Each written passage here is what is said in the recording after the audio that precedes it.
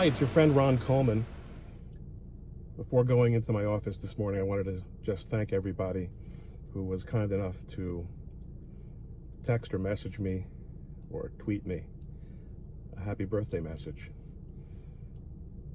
thereby obligating me to thank every one of you. I know what you're thinking, but Ron, you're not really much of a birthday guy. Yeah, but you know, 58, that's a very special number. No, I don't have anything for 58. Okay, but it's like this.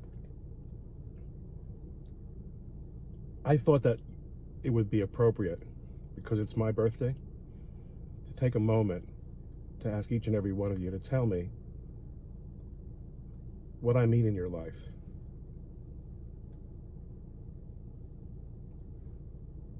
It doesn't have to be the whole 2 minutes, but it should be from the heart, and it should be family friendly. That's how you can wish me happy birthday. Because you know, 58, there's something about 58, right? 29 times 2, 58. Happy birthday. Good morning. It's still cold, right? It's still cold. We had a little snatch, a little preview, promise of spring last week, but we're still in the lion, not the lamb, portion of March. But I'll tell you, I still think things are warming up. There's been a thaw. Things that we thought would not happen, or let's just say things that we thought would not be talked about, have been talked about. A lot of writers and commentators, people like Jesse Singal, now joining Glenn Greenwald, Matt Taibbi, as fairly prominent journalists on the left, or from the left. Not all of them as far left as Greenwald necessarily, calling out the falsehood of the corporate press and the Democratic Party unabashedly. This is of great importance. It is a series of cracks in the dike that I believe are going to make a difference. They found independent ways to be published and be heard. The Cuomo story, although there seems to be a sort of a consensus that the Me Too aspect of it is being emphasized by the corporate press in order to de-emphasize the nursing home scandal, is almost not even the word. But the nursing home scandal, it's warming up. Just watch. Spring always comes. Hi. Haven't been around much. It's been the better part of the last week preparing our kitchen for Passover. Those of you who are not familiar with the idea, besides not eating bread, only eating unleavened bread and matzah, we also do not permit any trace of leaven, or what we call chametz, into our food. This requires that we elaborately, or substantially, or expansively cover all the surfaces in cooking and eating areas that have been exposed to leaven, which of course is which is all of them. So if you have some people who are wealthy actually have separate Passover kitchens to prepare their Passover food. Either way, it's a substantial investment of either money or time, and those things are more or less interchangeable. And I have been working with my family to cover all the stuff and to put away all the non-Passover stuff, and do so as carefully as possible. Just bought an extra several servings supply of hand-baked matzah. Delicious, much better than the machine, in my opinion. If you've ever tasted matzah, chances are you have eaten machine matzah, which is, in my view, not nearly as tasty as the hand. In any event, it's the season of redemption. That's what Passover is, and it's time for us to remember. It's a good time for us to remember as we get all upset and exercised about politics and about rulership, that you knew I was going to say it, right? God runs the world. God is the true king, and we await redemption. Good morning. I just came back from synagogue, or shul as we call it. Comes from the German and Yiddish word school, because our synagogues were also places of study. A lot of people don't realize that Jews pray 3 times a day. So anyway, I'm coming back from morning services where I just bumped into a friend who I haven't spoken to in much too long.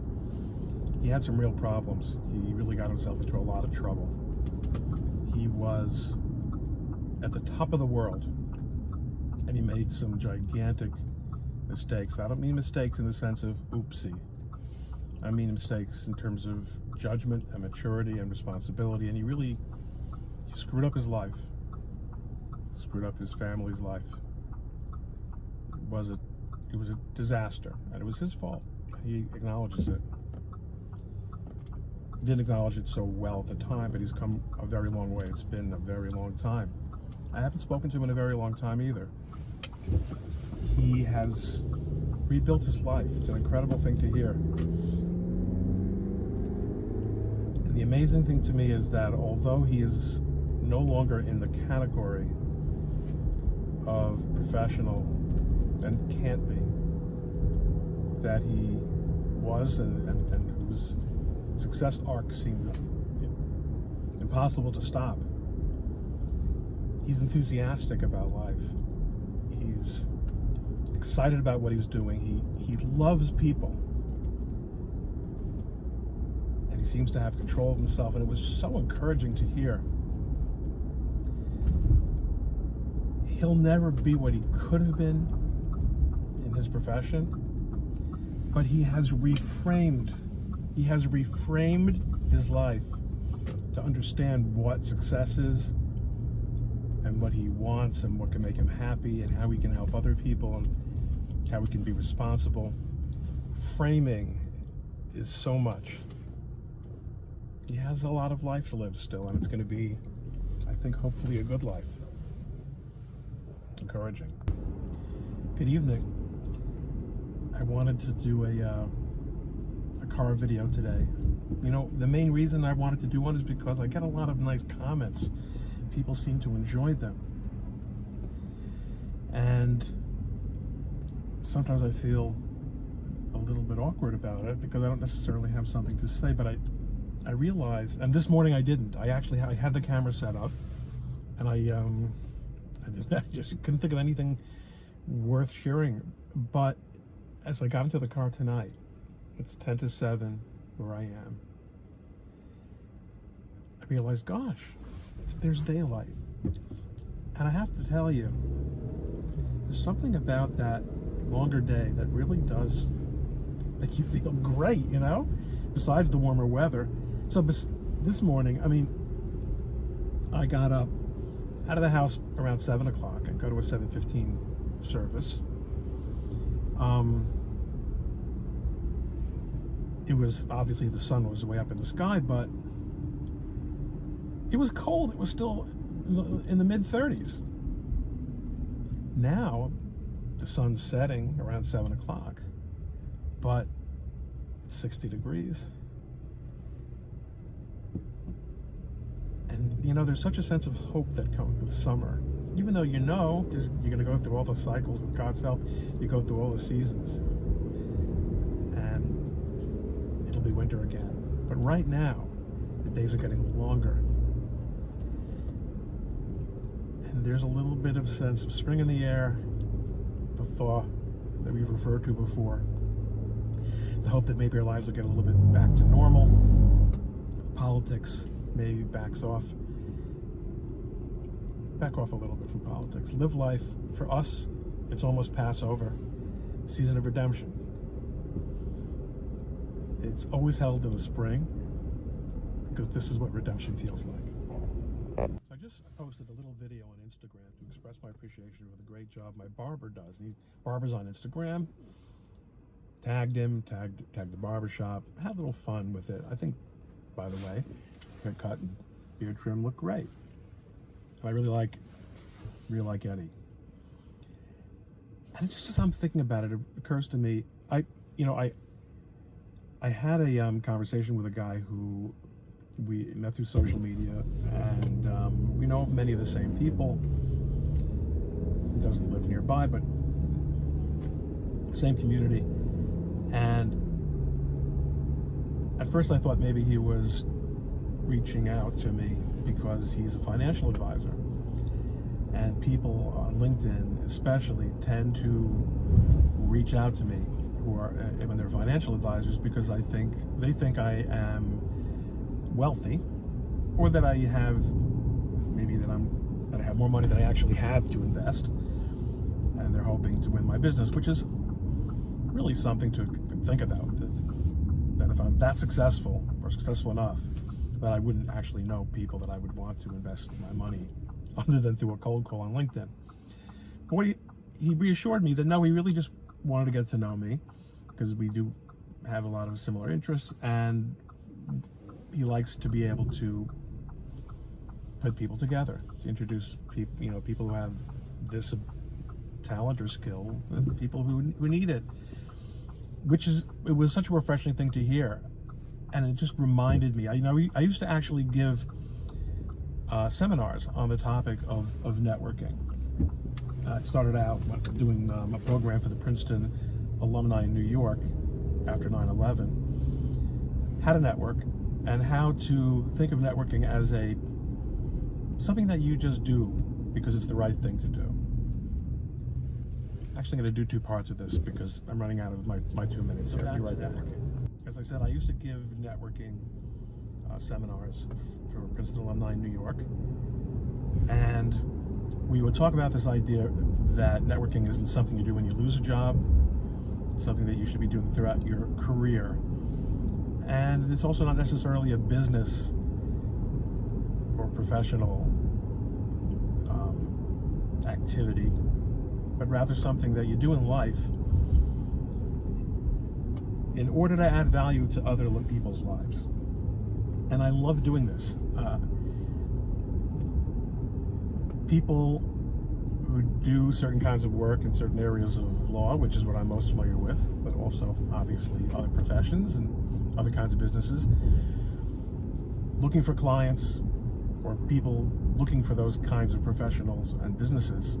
If they think of me first as somebody who knows someone, and someone who knows people they can trust, which by the way is how you grow a following on social media, a real following of quality people, like people who follow me on Twitter. People follow me largely because of my retweets, because I'm curating them for them.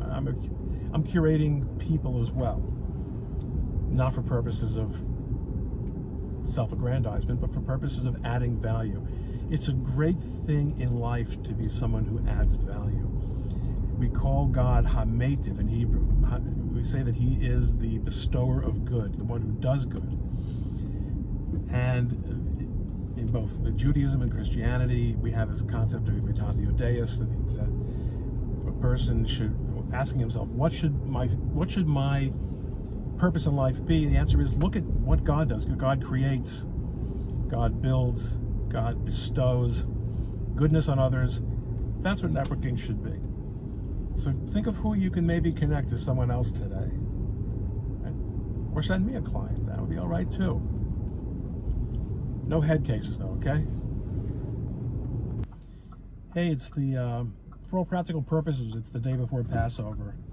Passover begins on Saturday night, and of course, since that's Shabbos, Saturday Shabbos, I won't be able to touch base with anybody here until after the holiday. It's going to be what we call a 3-day holiday, or a 3-day Yom Tov, because it's Shabbos plus the 2 days of Yom Tov that we observe in diaspora outside of the land of Israel. I just wanted to make a little point. You know, you hear a lot of people talking about how important the holidays are for them, usually followed by the expression, it's all about family. It's all about family. And that's almost always a very facile way to describe what religious holidays are about, or frankly, any holiday that's meant as a commemoration of something that isn't your family. It's nice that families come together during the holidays, but they're not all about the family. They're about whatever the holiday is about. Passover is actually almost an exception. It's almost an exception because, in fact, there are a number of religious requirements involving Passover that are dependent on the family. One is in the times of